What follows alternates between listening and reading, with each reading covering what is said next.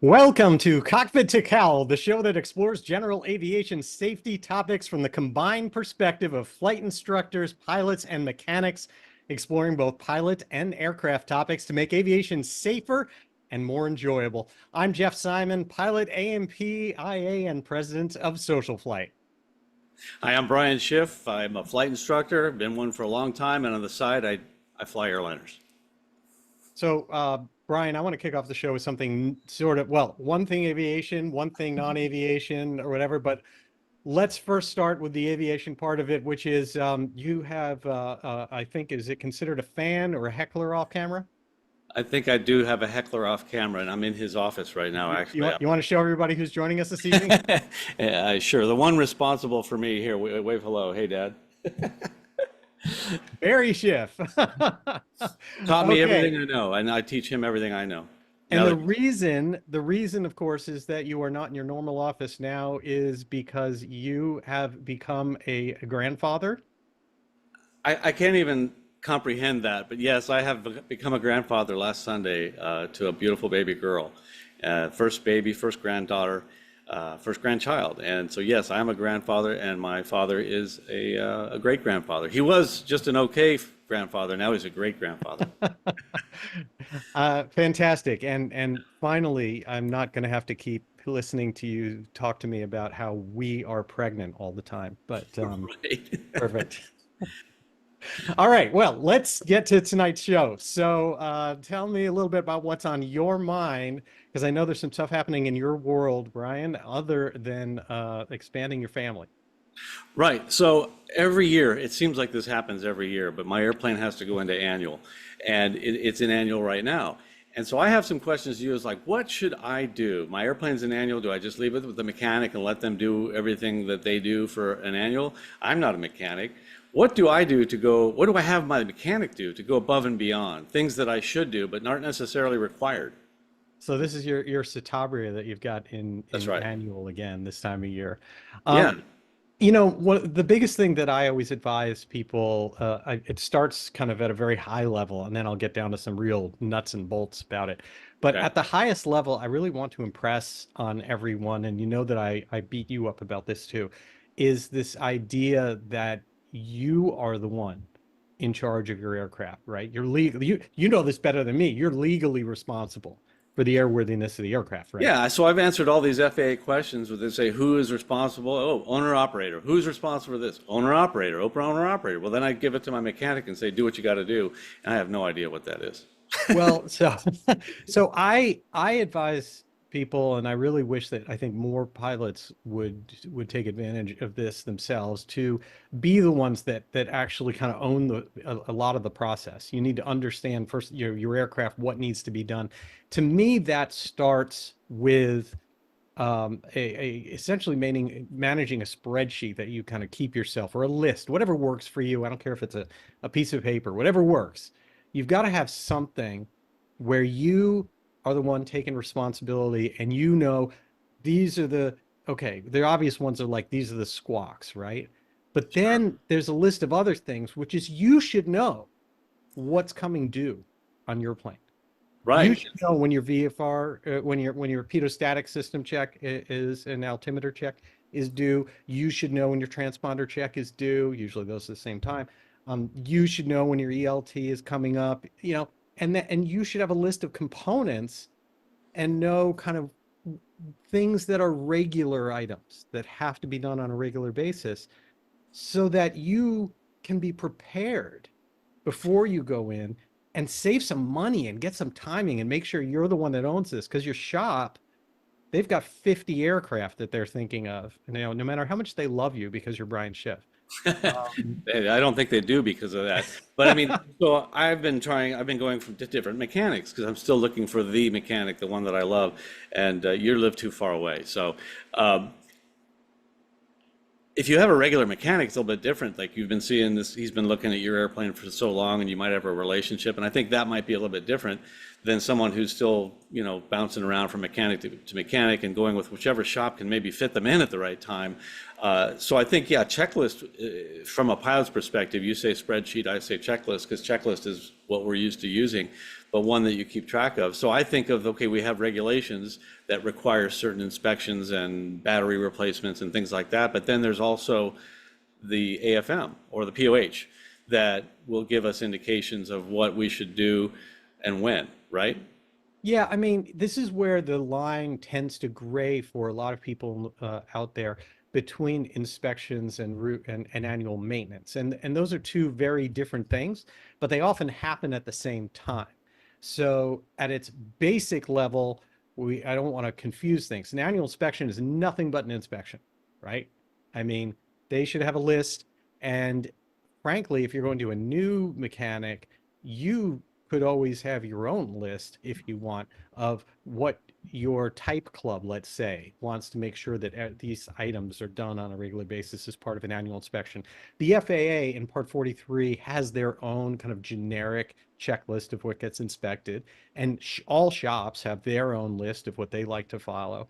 And you're welcome to bring something and say, hey, make sure you're covering these things as well. But Yeah. the inspection is, like I said, it's just that. Go down the list, inspect these things that have to be done, get the results, and then here's your list of discrepancies, or you're signed off as airworthy, one of those things. But we all know that in reality, there's also a lot of things that happen, like hey, you're going to need a new tire soon, or like your battery, like we said, your battery's due, or your regular battery's getting really old, we don't know if it's going to pass. I'd like to see you manage that kind of stuff a little bit more, because that's when you can price shop. That's when you can buy something in advance and bring it in yourself to your shop if they allow that. There's just a lot of advantages to kind of managing it yourself. I did that. I bought tires and inner tubes and a battery. I brought them to my annual and I said, hey, I want to update these things, and here they are. But that list is much more comprehensive than I'm even aware of.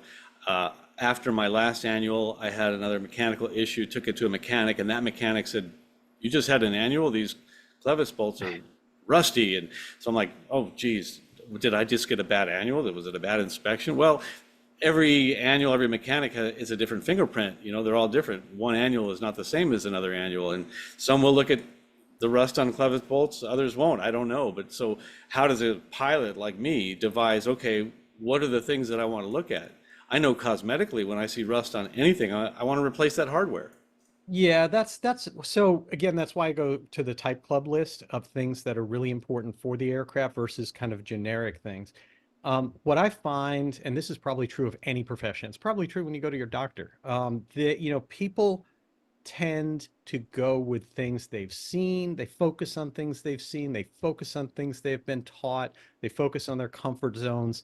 And so you're always going to have this baseline, right? You're going to get a compression check. You're going to get the oil changed and checked for metal. You're going to get all these things that are considered magneto timing. All this stuff is going to get inspected, security of items. But then you're going to start veering off into the land of either special things unique to your aircraft that you want to make sure get covered, or where the mechanic has their own like little things of like, well, I came out of the military, and if it was ever, the sergeant I was working for said, we don't allow rust. Well, okay, but that's not what the guidelines say. The guidelines actually have guidelines about these types of things. So So what do they have to do with? Is it checking the depth of the rust, or the level of rust, the yeah, well, strength? corrosion, I mean, there's certain things that are going to be type specific in that case, but in general, it's 10% of material thickness is a guideline that's almost always or frequently used as to when something becomes an issue. And should that Um, be part of an annual? Everything on the aircraft that you're able to inspect is either an airworthiness item or not an airworthiness item. And if someone inspects your aircraft, they're really supposed to be signing off that at that moment in time that they're signing it off, that they believe that that aircraft is in airworthy condition. And so And that just means it meets the type certificate that under yes, which it was manufactured, right? It doesn't mean that that is it's correct. better than that or worse than Nope. that. No, not at all. Absolutely not. And I'll bet that you could take a brand new aircraft off the assembly line and bring it to a lot of shops, and they'd find plenty of items. Yeah, I'll bet so. Yeah. So what should I do? What should I have my mechanic look at in this annual that what kind of things do you recommend to go above and beyond? And I want to be a safer pilot. I want to have a safer airplane. And I want to tell the mechanic, please do this because I know it's not part of a normal annual. What would that be? Well, so we talked last week about a few different things, and or last month when we had the last show, and one of the things we talked about are the kind of a few items that we started down the list of things that can hurt you. And in most annual inspections, those things will get covered, but some of them not necessarily will. And so one of the things that's really important, I think, is bore scoping. And I think that we've come a long way in the industry where most shops at least own one, but they don't all routinely do it and produce a report. That's one I would say is really important because this is some of it's objective, what you're going to find, where you see something that is so significant that you've got a burned valve or you've got significant scoring in a cylinder. But much of it is going to be trend based of what's changed since last time. And so this is the kind of thing that's really important for you to own, even if you can't do it yourself. Although I think that's a great skill to have your mechanic teach you, but we can talk when we get into, what happens during the annual. But that is one. I would make sure that you do that. And The then bore scope, does that add a yeah. significant amount of price to it? Or are you just setting eyes on the inside of the cylinder? It's not hard to do that, is it? Yeah, you're putting together, I mean, you're using a scope and Savvy with Mike Bush has done tons and tons of work on this. There's a lot of stuff online about how to do it and good ways to do it. But there's scopes that are really inexpensive, a couple $100s, and it just makes sense for every owner to have one. I mean, if you can afford to fly right now, you can afford to spend $200-300 on a decent scope. And and then when you pull your spark plugs out to clean them, or when you do your oil change, if you do your own oil change, get in there and take a look around. And there's a lot of good things out there. In fact, if you do some, just search the web for things having to do with you type in the word burned exhaust valve, and you'll see exactly what a healthy valve looks like and what a Well, uh, that's what I was going to say. I could stick a scope in there and look inside the cylinder, and I wouldn't know something that is perfectly normal might scare me to death. Like, what are all those markings? So somewhere there's got to be some guidance for yeah, somebody who's there's going to do that. If you see something you're concerned about, I guess then you could take it to the mechanic and say, "I saw this. Is that bad?" Or whatever. Right. And I think, again, when you do this, this isn't just you doing it. Let's talk a couple different things. One is, yes, you can do this routinely yourself, but when you do it, you're not just peering in it yourself. You're taking photos. And there are plenty of people you can send the photos to. You can send it Uh, to your mechanic and just say, hey, just took all these, would you check them over? Well, so he takes a quick look and charges you $25, maybe nothing. well, for free, you can just But take pictures, post them on your favorite Facebook group, and get all kinds of information, right? that's right. Everyone will let you know what's going on. Right. Exactly. The most important thing, going back to the kind of owning the thing, there isn't. Let me ask you a question. How do you drop your plane off with your mechanic for your annual? What's the handoff process? I texted him the code to the hanger lock, and he went and picked it up. And then I told him where the key was to open the baggage door to pull the battery tender off. Um, and I think he has it now. Well, now, typically that's not what I do, but I'm stuck out of town and he did me that favor. But what I would do normally is I would bring it over there with a list of squawks and whatever things that I'm concerned about. But I would also take a video all the way around the airplane, and that paid off handsomely a couple of annuals ago. Yeah, I mean, it's just like you wouldn't rent a car, right, without doing a walk around. Right. And for a plane, yes, there is some degree of don't hurt my plane, and let's not point fingers. That's important, and that is very important. Dings, scratches, things like that, to walk around and do that. Yeah. But you know what else is really important, I think, is to you come in prepared. You come in with your list of squawks. You come in with whatever it is you want done for that annual. Your But logbooks. yes, but take the time to sit down with your mechanic get in the cockpit and do the whole pre-flight check, the whole pre-annual check. And the pre-annual check should be a form. Most shops have one of these, and you can get it from your local shop. But it's things like starting it up. How did it start up? What is oil pressure at idle? What's your idle at? Well, that's interesting. If this were live, we'd probably hear a lot of people mumbling in the audience right now, like, "Oh yeah, right." Because I drop my airplane off, and the mechanic he's always in a hurry. He's got to get to the next thing. And if I said, "Let's go sit down in my cockpit or sit on the airplane and look at some things and go through a checklist and all that," he'd probably kick me out. So I mean, that's the impression I you know get. what? A lot of people might be up against that, and my answer is, either get them to change or find another shop because this is pretty important stuff. Yeah. And if they're really going to do it without you, I guess that's fine. But it makes so much more sense to do it with you. We're not talking about a lot of time. Hopefully, in many cases, people fly their aircraft in when they're dropping it off to be done. Not always. Sometimes it's at their home Yeah, airport. I've done that. Yeah. Um, When it's not a past but ultimately, before they're going to drain the oil, they got to warm it up anyway. You need to know all the stats of your plane before you started the annual, because right. That's good. Yeah. things are going to be different after. And the worst situation you can be in that is so common. Oh my God, I just I feel it happens over and over, and I just wish the situation would stop. People go in, they don't do this step, and then all of a sudden they're like, well, I did the annual, and now all of a sudden such and such is different. My Mhm. idle is different. My Yeah. fuel flow is different. It's leaning differently. Yeah. Well, these The are all landings are things. worse. I don't get it. Yeah. But I I mean, have this that is problem. all this is all Yeah. stuff that should be on a checklist. It should be on a pre-annual checklist. You go in, what's your mag drop on each one of them? What's the run up? What's the static RPM? What's your idle RPM? It doesn't take long. We're talking 15 minutes here. We're not Yeah. talking like an hour. No, that's And good advice. I'm going to do that from now on. I didn't do it this time. I think I have a good excuse, but I think last time I didn't do it either, and I did not have a good excuse for that one. So I'm gonna take that advice. I got a spreadsheet started. I'm definitely going to be doing that. Um, the other thing is that I think the owner, like you said, needs to be a part of it. Even go to the shop while it's happening, while the panels are off. I want to go in there and have the mechanic show me some things about my airplane while everything's taken apart. I yeah, learned a lot about my airplane that way when the panels and the seats were out and I could see where the fuel lines went to the sump in the back. I'm like, oh, so that's what that does. And it gives you a great understanding of how the system works just by seeing how it's installed. yes. Now, a lot of mechanics hate that, and Yeah, I because get of that. course, right, we've all seen the sign that's like, here's my shop rate, and here's my shop rate if you watch. Um, Right? Yeah, I've seen that. because obviously, and it's fair to say that they should be billing you for the time they spend with you, right? I mean, that's fair. That's fine. Even I if they're would pay not for an gonna extra stop swinging the hour. wrench. It would Here's be my worth. tip Yeah. for how to do that.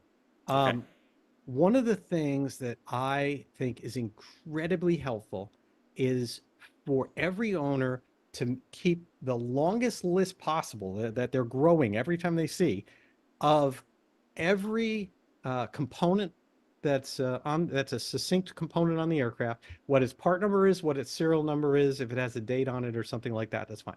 And so what I mean is, so you walk in the shop and the guy's like, what are you here for? Yeah, we're not going to be done for a few days. And you basically say, Please like, leave. I just want to inventory some stuff on my plane for future maintenance, so I know for the future. And you're doing this now because you have access to it. Exactly. So the cowl, let's say the cowl's off, Okay. and you go in there, look at your alternator, right? Take a picture of the data tag. What's the part number? What's the serial number? Great. Go log that somewhere. If you happen to be able to, on your own time, figure out how many hours are on it and the date it was installed, beautiful. Put that in your spreadsheet, your list, your checklist, whatever you want to call it. There you go. Do the same thing for your starter. Do the same thing for every component that you can see. Play a little game. Even if you don't know what a component is, call someone over. Hey, what's this? They're like, that's your flow divider. Great. Awesome. Click, picture, write it down. What's the number? The reason this I is didn't so know there was a flow divider. I hate it when that happens. well, so the reason this is so great to have is, let's imagine that you've done this a few times and now you have this like 50 item long list of everything you could spot on your plane with its part number, serial number, hours, date, whatever. ADs come out all the time, right? I mean, unfortunately. And then they say this serial number part or this whatever is subject to this. Well, you can look it up from home. You don't even have to worry about it. You don't have to think about it. It's like, yep, there it is. Well, and Or if I'd have taken your advice a couple of years ago, I had an issue and we had to replace, I think a few things, one of which was the carpet, the interior carpet. I'm just like looking, what's the part number? What do you need? And it was a pain. If you'd have had that already handy, I could have saved a lot of time, but I did some chasing around that I think your good advice would keep me from having to do had I had that list. It can be anything, right? If the floorboards are out of your plane by the mechanic taking everything apart, well, get in there and look at your brake cylinders and master cylinders up there, like everything you can get at. Take a picture or whatever you need and keep a record of it. Because the other thing that can happen is if you get stranded or the aircraft needs maintenance somewhere and you know you need that part, it could even be the battery, right? Yeah. Take a picture of the battery. It's going to have a date on it. It's going to have all the other things, the part number, serial number. You already know. It's like, Right. oh, I need a new battery. Like, I know exactly what I need to order. Boom. Yeah, How that quick was can I get another it? one. It took me a while to figure out which battery. I had to actually go to the airplane. Yeah, no, that's great advice. I also, as far as you mentioned the oil analysis every time you do it. I asked some friends who have airplanes if they do that, and they said, no, why would you do that? Why? It's like an extra expense. But to me, that's a tiny little expense. Would you do that every annual or every oil change? I How do it every often? oil change. I recommend people do it every oil change, but it's only good if you do it every oil change because it's for trend. And Yeah, that's an owner thing, right? Like shops, not that many shops really take ownership of something like that. They're really just looking for metal in the filter. so But you have to ask for an oil analysis on your annual. if someone else is going to be draining your oil, you can hand them that little cup. You buy it yourself, the kit, and you hand Yeah, them yeah. a little cup and say, hey, when you drain it, take a sample. You get the free ones at Oshkosh every year. Yeah, if you're going to pay when you send it in, I think you have to pay. Right. Yeah, okay. So I think that's good advice. I'm gonna make sure I get an oil analysis. We're gonna do a bore scope. I'll try and get in there when he's got it taken apart. And I'm gonna start that component list. I'll send it to you when I start it because I think that's a great idea. I think we talked about on the last one also an engine problem that I had that was probably discoverable because of some symptoms that I didn't know about. And you said there are always symptoms. Of course, we've got Jeff's, what can hurt you list, and I really look forward to getting into some more of that. But in this case, it was a valve we lost. So Yeah. that was a rental aircraft. And here on my airplane, you had mentioned having like an annual. Should I have the valves checked so I can avoid something like that?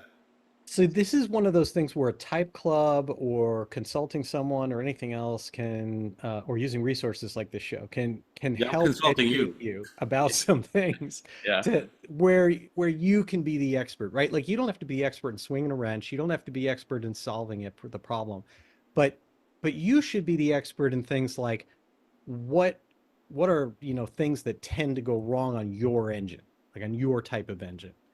And for Lycoming, like you have, well, one of the big things that can happen there is sticking valves, which can be called morning sickness. We talked about it in the last show a little bit. I want to show people how simple this thing really is. So this is a check where it's called the wobble check, and it's technically the Service Bulletin 388. I'm Uh, sorry. You said wobble check, and I laugh. Some things make me laugh.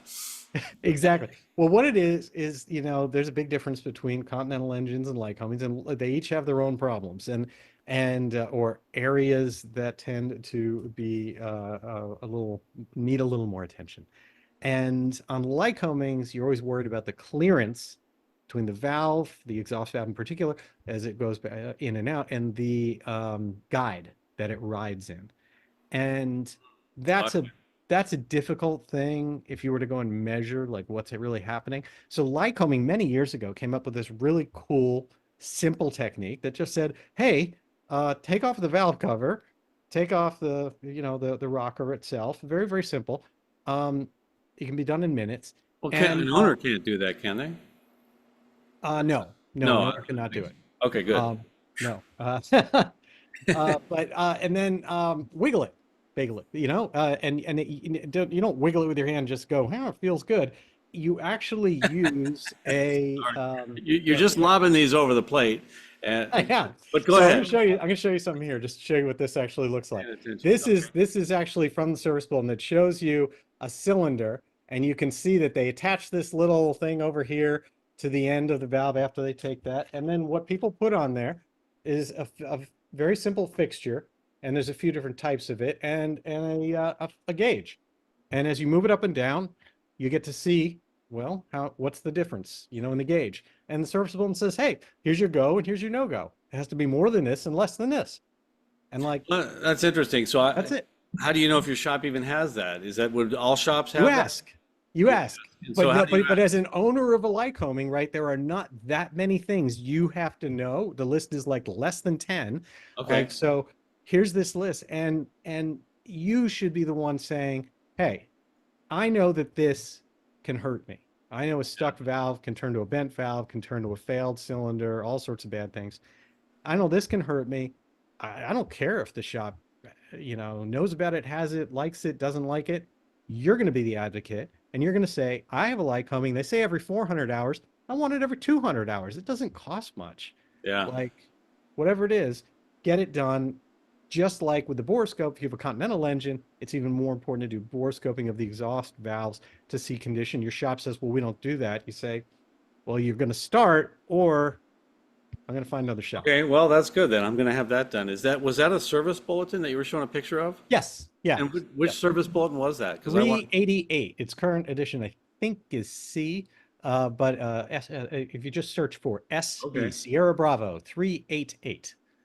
okay, I'll do that too. I'll add that Yeah. to my list. All And right. again, it's not like we're trying to turn everybody into mechanics. It's just like on your plane, there's probably a maximum for the airframe and the engine. There's got to be less than 20 items, probably less than 10, that just should be on your list of what you Okay. want to say. I want to make sure you're paying attention to these things. Well, over the period of the next 20 cockpit to cows, we'll get that list fully completed.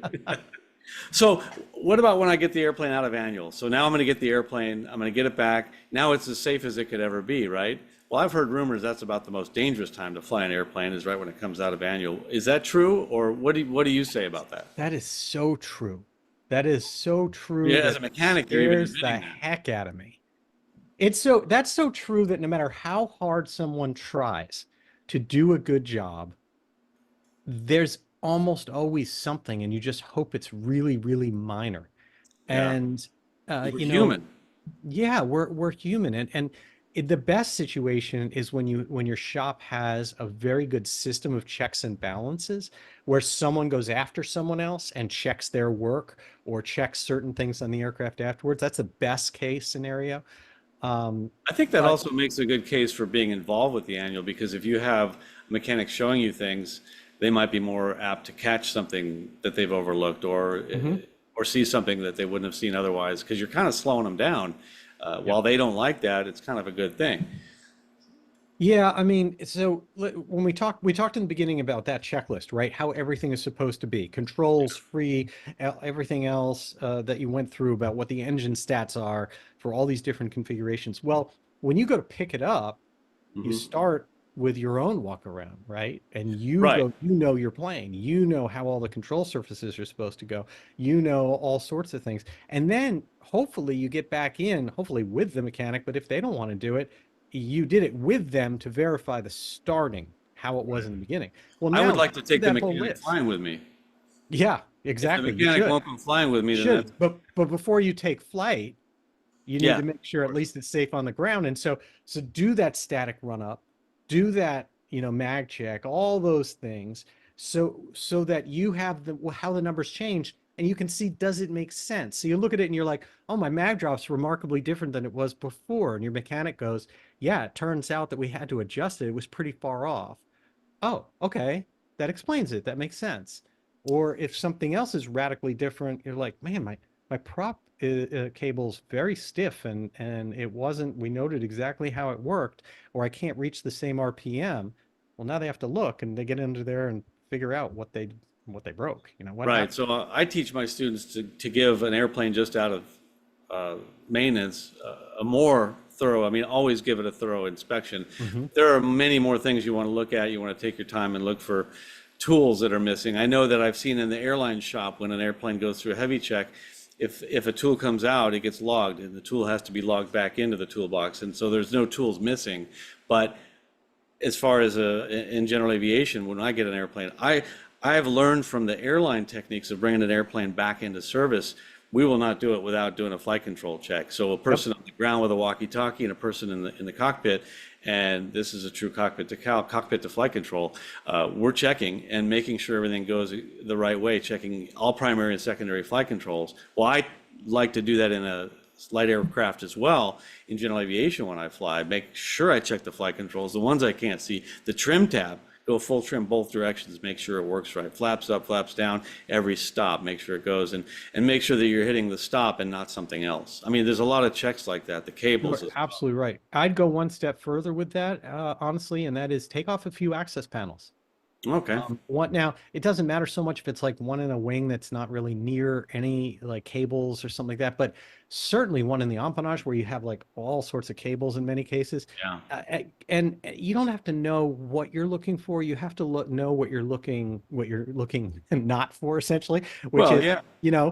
yeah, those tools. You need But to know, also, yeah, like, the is something tools. rubbing on something, is something, What's all that light coming out of the empennage? yes. I have a collection of tools that I have found in aircraft. Okay. Wow. For Wow. real. That's crazy. The also the other thing is, if you look at it, the more often you look at it, the more familiar you are with it, the more you know what it should look like when it's right. And so the one time it's wrong, it's going to stick out like a sore thumb.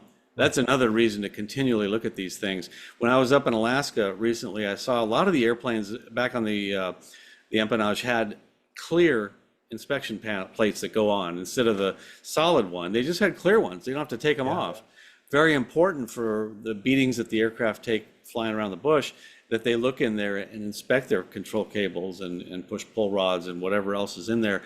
I love that idea, and I would like to get some clear inspection panels for my airplane. It's a great idea. We're doing some of that on the Mustang behind me. That's an Oh, are you? excellent Great. idea. Yeah, not in all of them, but in some cases, that's a great idea. And the other thing is focus on where the work is done. Yeah. Think about that. Anytime something gets disturbed, that's where you got to worry.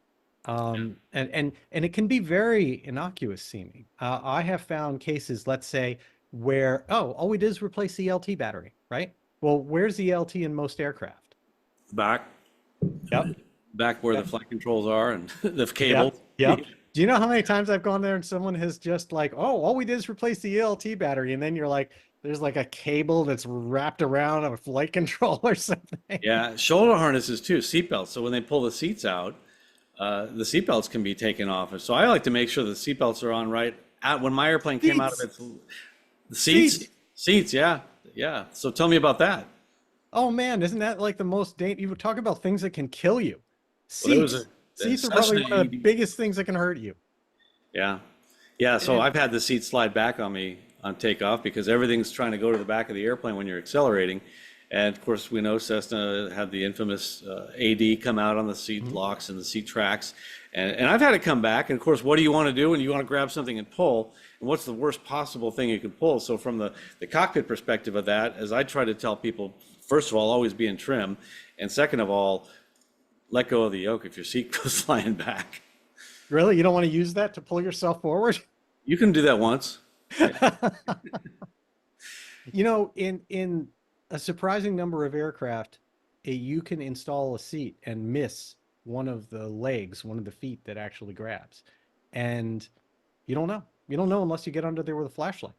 Yeah. Well, in a back to service check at my airline, you grab the seats and lift on them. They're actually lighter than you think. They shouldn't pull up. If you're an airline passenger, grab your seat and pull up. Make sure you can't pull it up because those are very easy to be sitting outside the track that holds them down. And that certainly is no seat that you want to be moving in flight as a passenger in turbulence.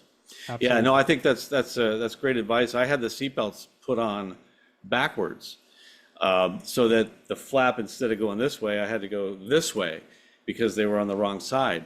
And I thought, is that airworthy issue or not? And I thought, well, when it comes right down to it, I got to evacuate this airplane and get out quickly. My muscle memory is going to go this way, right? Yeah. And so that's what you have to rely on. So I had them fix it. I had them put it back the way it was. Yeah. The other thing that I've found quite a bit coming out of shops, annual maintenance, things like that, is the classics from what we've seen big accidents, big airline accidents have been, and that's covered over static ports, covered over things like that. Remember that here's one part of an annual inspection is washing the aircraft. And is that right? Yeah, it's required. So And don't wash so it before you take it in, because they're going to. it is, I'm not sure before or after, but it is a required step. And uh, you don't know if that's a mechanic doing it or if someone just, tossed it off to the cheapest person on the field and they're just like, well, I'll just use the pressure washer and now load it up, half a gallon in your static system. Ooh, Either way, or if there's tape still over the port, um, you just need to check this stuff. yeah, yeah, it's valid. I think that also that it just brings to mind that airplanes have taken off. I've seen pilots take off where, not me, of course, but an instructor I knew would cover the pitot tube and see if the student noticed it on acceleration on takeoff and reject the takeoff if there's no airspeed coming alive. So I like to make the airspeed alive call out. Professional pilots do that a lot of times. And if there's no airspeed alive, it's better if you catch that now Yeah. than once you take it into the air. You can still fly it without airspeed, but hopefully a good instructor shows their students how to fly an airplane without airspeed as well. Yeah. And without an indication of airspeed, I should say. Good. Need airspeed. It's an excellent point. And I mean, the bottom line is anything that's been disturbed, anything that someone could muck with. And then when you do take flight, whether it's with your mechanic or without, your first flight should be just you, and your first flight should be over the airport. That Um, I always do. That's great advice. I'd like to circle over the airport every time the airplane's been worked on, or if I haven't flown in a while. Uh, that's a safety net I have in the airport below me. Absolutely. I think that's great advice. yeah. The other thing about washing the airplane and keeping it clean, it's not just a matter of pride, but it's a matter of identifying leaks. If you never wash your airplane, you're less likely, or clean it, wipe it clean, to see the dents or things going wrong. You're more likely to see that because you're giving it a very close inspection as you wipe down the surfaces. So I always do leading edges at a minimum after every flight. And the belly, if there's any oil or discoloration from the exhaust, I like to wipe that clean because did that accumulate on one flight or is that from the last 5 months? So I think that's good to know. And it all depends, right, on what's going on with your plane in particular. So, I mean, if you Yeah, are trying to trace down an oil leak, let's say, and yeah, you know how long it takes to accumulate, you definitely want to set your mechanic up for success. You definitely want to go and clean everything, like you said, wipe it down, and then go do whatever amount of flying is necessary to just enough to see it so that it doesn't travel too much, the leak meaning, and yeah. then your mechanic can help find the source. Well, it can help lubricate your flight controls in the back if you have enough of it. It's kind of not. Yeah. But what? So you pre-flight your airplane and you see an oil leak. What's too much? What's not enough? I mean, some people say I'll never any oil leak at all. I'm not flying the airplane. Well, there were some airplanes I've flown. If it wasn't leaking oil, I'd write it up. I'd suspect it didn't have any. Hey, this thing's not leaking Yeah. oil. Yeah. So Good. what's too much? What does a pilot use as a gauge? I know we have, on some Pratt and Whitney engines and larger jet engines, there's a drip rate. Like if you see it dripping, we have actually guidance on dripping so many drips per second or per minute or whatever, and anything less than that, or minutes, or should say minutes per drip. Oh, What do you have? What kind of guidance do you have for pilots to know, okay, that is too much oil coming out? Because you're always going to see some, not always, but a lot of time you're going to see it. well, you're really looking at two things, right? One is volume and one is source. And those are two things that you have to look at very distinctly.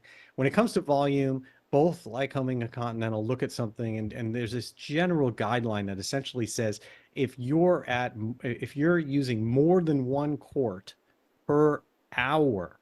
Okay. So that means like literally if you fly Okay. 2 hours and you put a cord in, you're still technically okay. I mean, Yeah. it depends on, using oil could be done in a bunch of ways. Should you address it? Sure. Should you find the source of it? Sure. Is it likely to bring down the aircraft or hurt you? No, it's not. Also, in my That's a type of experience, thing. there's a Yeah. sweet spot on the oil quantity because, yeah, 5 to 7 quarts, it can hold 8. Do I top it off to 8? No, because I'm going to have a big mess to clean up. It's going to blow it out. Mhm. And it'll burn, it seems to burn down or leak out or somewhere. It just likes to settle in around 5 quarts. Uh, That is true. Every aircraft has their kind of sweet spot. Every engine has their sweet spot, but it we could do a whole show just on this. So I'm gonna be careful because I have questions for you. Okay. But I want, but I do want to answer that. So first of all, just to finish on the other point, the where it's coming out is also extremely important because you do want to make sure you don't see like a crack in the case. You're not getting any oil that's coming out from the base of the cylinder where the cylinder is mounted. Okay. That is not an area we want to see oil coming out of. Prop, you want to be careful. Is it just leakage or is it, or are you getting oil out of a crack, let's say, or I something always like feel the this? back of the prop, and if there's anything back there, I want to at least clean it off and one flight check it afterwards. But at the most, Yeah. I'm gonna have that checked out too. Yeah. But if we're talking about burning oil out the breather, case halves, which are notorious for fretting, stuff like that, unfortunately, this is just sort of the way it is to some degree, and you can go and you can work on it, but it is not what I consider to be an urgent safety item. Cracking, things like that, those are very serious. So case Um, halves, that's down the center where they put the Yep. casing. Yeah. Okay, Yep. okay. We always see that, and then people try all sorts of nifty tricks to try those, to try to Yeah. stop that. Just But caulk it. I've seen that. I have seen No, that. I've seen the guy that welded the socket onto the oil disconnect. Have you seen that? No, You know, that is the oil drain plug.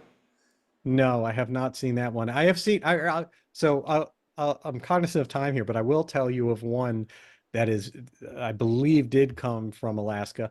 But there was a case where where someone removed a drain and found safety wire and pulled the safety wire, mechanic, a different shop, pulled the safety wire, and the safety wire ended up pulling a nut that it was safety wired to.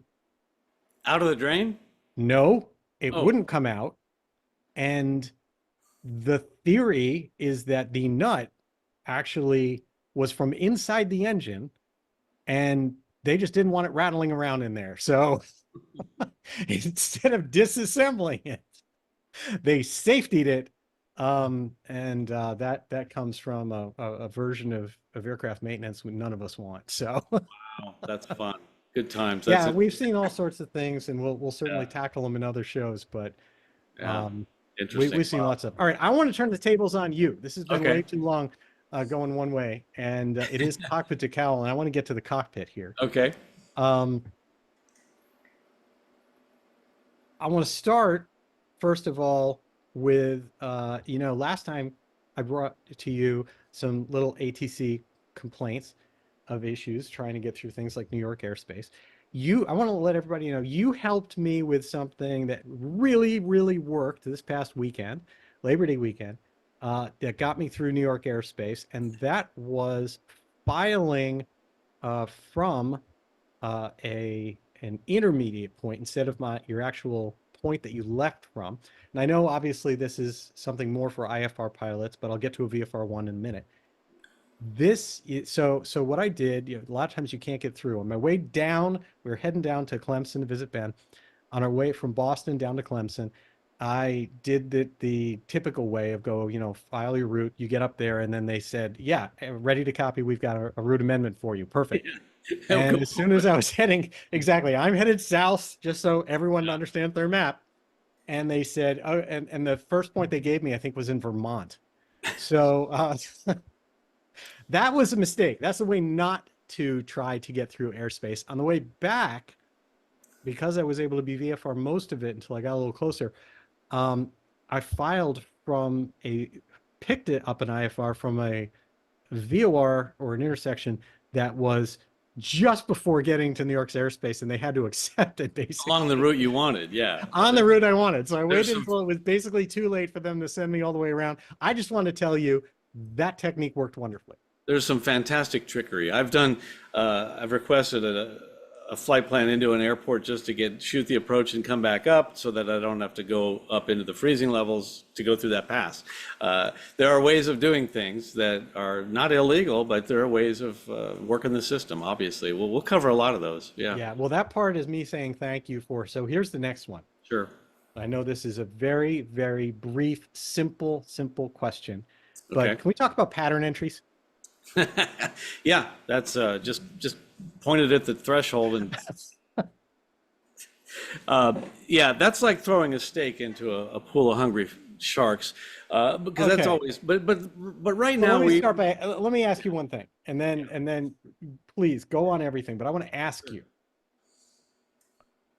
Usually, for me, I'm doing a lot of trips. I'm not Mhm. doing pattern work, and Yeah. so because of that, and I'm often it's quiet. I'm not flying into tons of traffic or anything like that. Hmm. I will simply take the path of least resistance. I will simply, assuming the winds and everything work, if it's a straight in, I'm just taking a straight in. If it's a left base in, I'm taking the left base from 5 miles out. Uh, Assuming that there's no traffic I'm fitting into at that point. Is that okay? Well, there's certainly nothing illegal about it, and a case could be made that it That's, might be the safer option. I can make a case for a straight in at some airports where it would be a lot safer than all the maneuvering going on. You need to be hyper aware of traffic going on in the area, and remember that they might not have radios. So if you're hyper aware and you're looking out your window and ready to yield if needed, that I don't have a problem with it. I know a lot of people would say no, never, but people who say always or never are usually wrong. There's a case for doing that and making it safer. I certainly, under certain circumstances, would prefer to make a straight in approach than do a lot of serious maneuvering, left and right, turning all around in the airport area in a busy area. Think about when you go to a towered airport, if you're coming from a direction, they'll tell you to make a straight in, won't they? Mhm. But now they're talking to everybody in sequencing for the runway, and so there's a big difference, and I understand that. I don't want to make a debate on straight ins, yes or no, but I will answer your question to say there's a time and a place for that. Okay. I mean, I can certainly think of some cases, especially when it's quiet at night. I sure prefer it at night versus making a series of left turns at traffic pattern altitude trying to find a runway because most of the airports that I fly into, and certainly my home airport, that can be like a carrier landing at night and a black hole.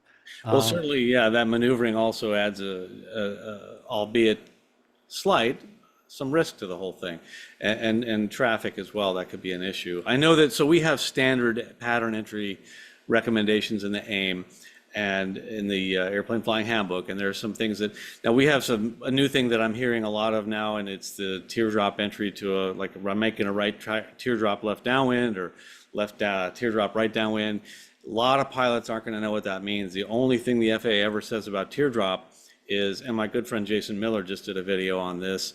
I think he's going to be on Social Flight, isn't he? Coming up? yes, yes, next week, next Tuesday. Oh, well, you got to watch that. Jason Miller is one of my favorite flight instructors because he teaches like I do. He does it right. I'm kidding. He's fantastic. And so he had a discussion on this. But the problem is, and I love ForeFlight, you know, I teach it, I'm not dogging on them, but they depict a teardrop pattern and they actually call it that. That looks like you cross over the airport and make this teardrop to the downwind. Well, this could be we're asking for a midair collision. And so I'm going to ask everybody watching this, don't do that because you need to get far away from the airport before you come back in on a 45. You can't just make a teardrop because a pattern could be anywhere from a half mile to 2 miles from the airport, from the runway. And then the recommended distance from that is 2 miles. So you need to be 4 miles from the airport on a 45.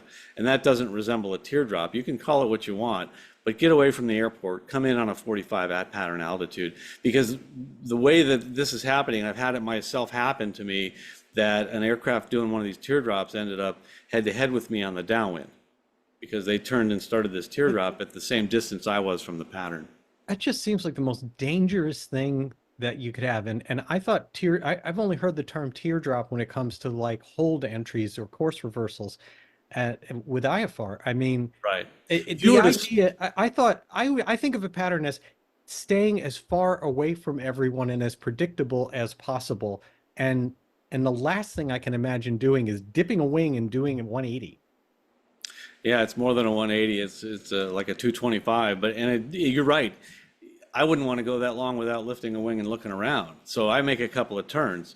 What do? I cross over the airport. I get down the downwind side and get away from the airport. Then I turn in the direction we're going to land once I'm away from the pattern. So I'm now heading all the way down toward where the end of the 45 would be. And then when I get far enough out there and get to pattern altitude, now I'm 4 miles from the airport coming in on a 45. Now, those might say, oh gosh, that's going to take forever. Yeah, well, you're going to get to log another 2/10 of time. And I just don't understand that you're going to sacrifice 5 minutes or whatever it is to fly a wider pattern in the interest of safety. Why would you argue that? I mean, why are we in a hurry? Why do we need to get the thing down on the ground as soon as possible? That's not the way it should be. Another problem is I ask pilots when I give flight reviews, what altitude are you going to cross over the field and enter that downwind from the other side? Invariably, what would you say? What altitude would you cross overhead the field? I'm usually above traffic pattern altitude, and my target is to reach traffic pattern altitude when I join the downwind. And I'm thinking of that in terms of, well, for example, a common thing that I would do, and again, I say this without cutting someone off, knowing what it is, would be like a midfield left crosswind entry. And so Yes. at that point, I am descending so that I reach the traffic pattern as I'm turning midfield left crosswind. Yeah, Left and downwind, sorry, left downwind. understand, and that's a method condoned in the airplane flying handbook as well. I'm okay with it if the airport's not busy. If there's a lot of airplanes in the pattern, that could be kind of No, I would problematic. never, let me be clear, I would never do that Yeah. if I was going to be number 2 and there was a number 3 coming behind me and a number 4. Like Right. that's not how I would do it. Sure, sure, sure. But I always get the answer above pattern altitude. But the problem is if you look at the pattern altitude for any very airport, you're going to have more than one pattern altitude.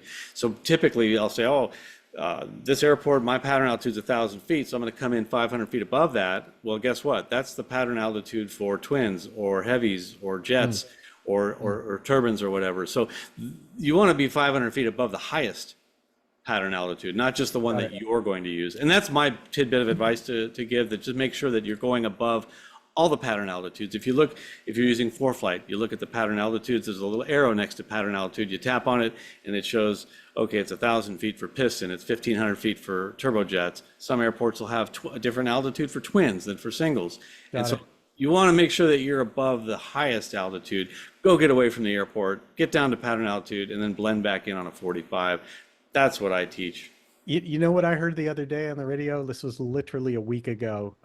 Was this this argument that took place, which should always happen on Unicom, right? That you should always have an argument on Unicom, and the argument that took place was at an airport. A helicopter called, and they were on right base, and someone else lost their mind on this poor, educated helicopter pilot, explaining that this airport was left traffic.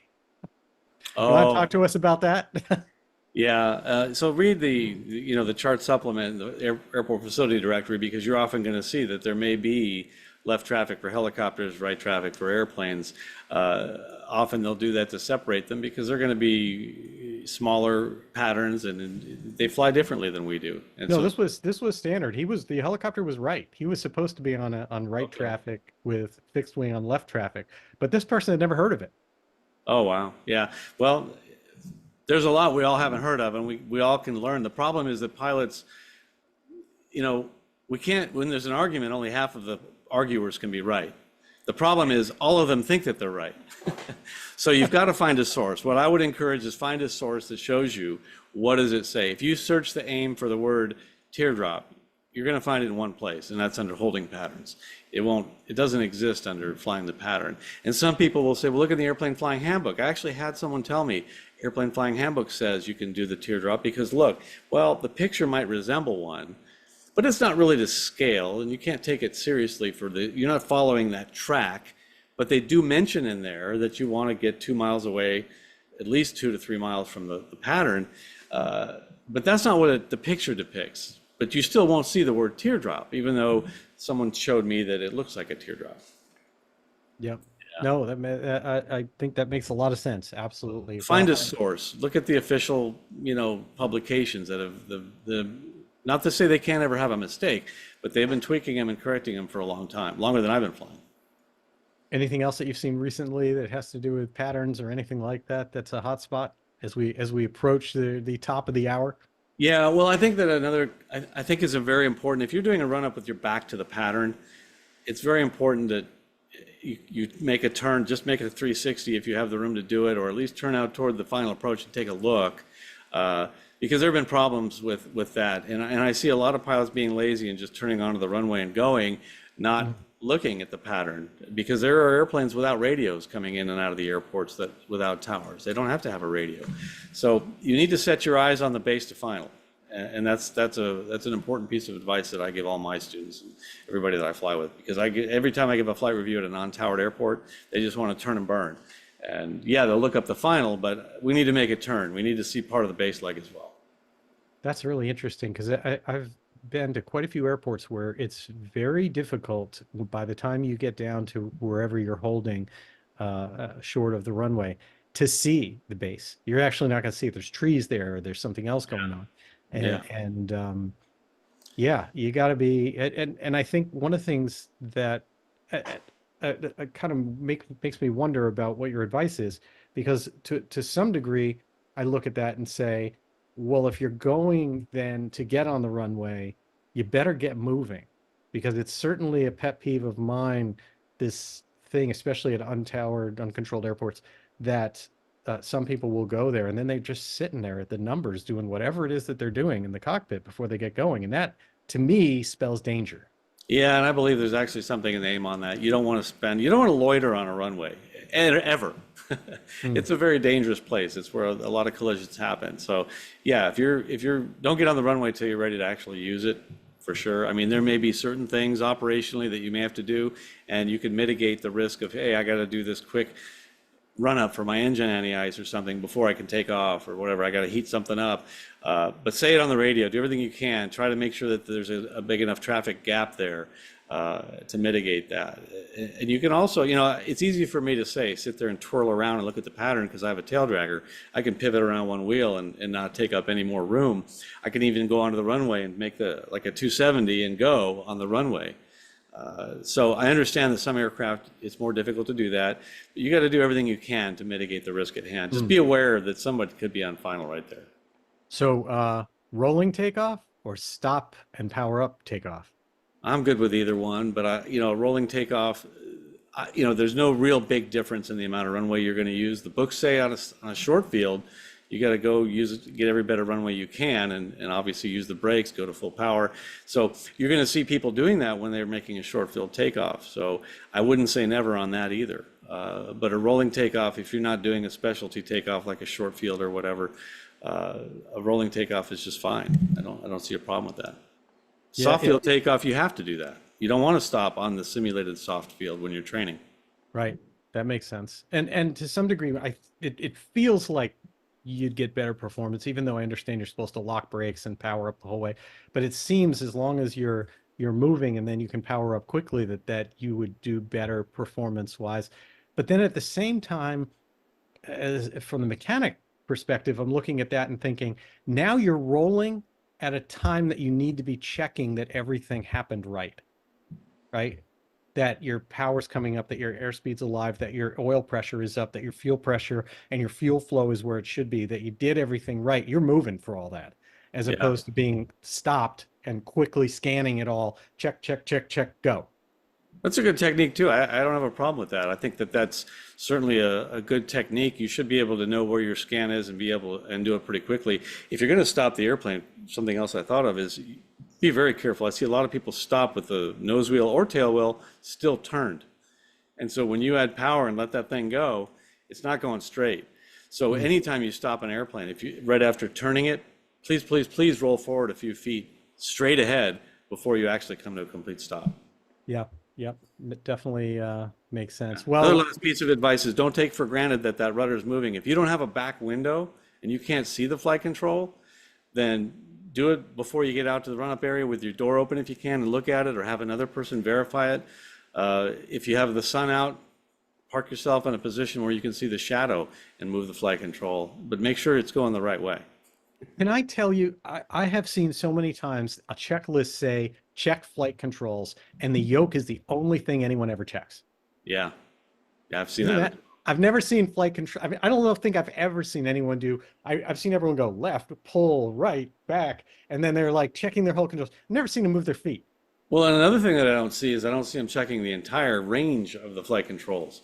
Like you want to, some people call it box the controls. You want to go full forward, full left, hit the stop, back, hit the stop, full right, hit the stop, and so on. So you check the full range of motion. If you feel something snag or hang up there, and I've had that happen, something was caught up under that little bicycle chain link on a Cessna I was flying once, but it would only affect it when I got past like this far. Oh, So yeah.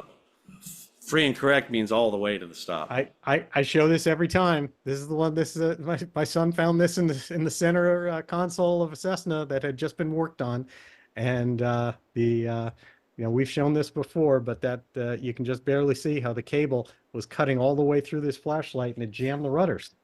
So you say you found it not in the console, but in the center, like below the floor, or Uh, where? so when I say center console, Oh, I'm where the thinking trim tab is? where yes. If you look back there, you've got the actual control column that moves the flight controls and the rudder cables and everything down there, not the yoke control column, but what it's actually You had a jammed rudder in flight and then found that, or he didn't it? catch it in advance. It got caught. He came back very quickly, but yeah, Wow, that had been. But I'll tell you, by the saw marks on this thing, that had been there a very long time. wow. Okay. And how would you catch that until something got jammed? You wouldn't. The pilot wouldn't know that. You don't look there, you know? Well, came out of maintenance. Wow. Well, it's a good point. Makes the Yep. point. Well, we have reached the top of the hour on another Cockpit to Cowl. Can you believe this? This is our Feels like it's been Cockpit to 10 minutes. I've learned a ton from you. Thank you. That is, as Well, always. and likewise, I think as a pilot, owner of an aircraft especially, and even renters can get a lot. Just this conversations we have are gold. We'll keep asking questions. We'll keep talking. I encourage everybody to come join us every month. And if you can't make one, watch for the recording. Exactly. You'll get wings credit for anyone who's here. Just as make sure everybody understands. So if you watch the recording, you know someone who's going to do it. That is available on Social Flight's FAA Learning Center. Just go to socialflight.com or get the free Social Flight mobile app for Apple and Android devices. Takes us about a few days before that's going to be actually up and available for credit.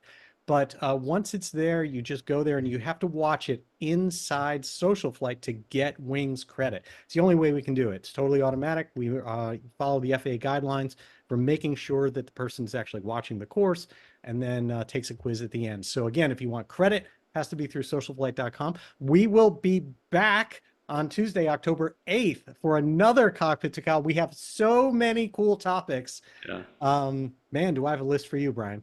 Awesome. Well, I'm compiling a list for you as well. Excellent. We are just going to keep going and going, and this has just been so much fun, and I am learning a ton, and I'm really looking forward to it. And as you mentioned, next Tuesday, September 10th, Social Flight Live is back with Jason Miller of the Finer Points. Please check that out. You can register for that show at socialflightlive.com.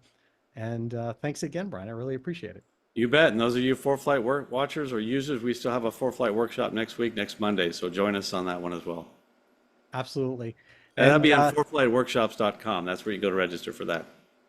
Perfect. And so again, to everyone who's watching, thank you for everything that you do to support General Aviation, for taking time out of your evening to join us here on Cockpit to Cowl. And I wish you all blue skies. Good night, everyone. Good night.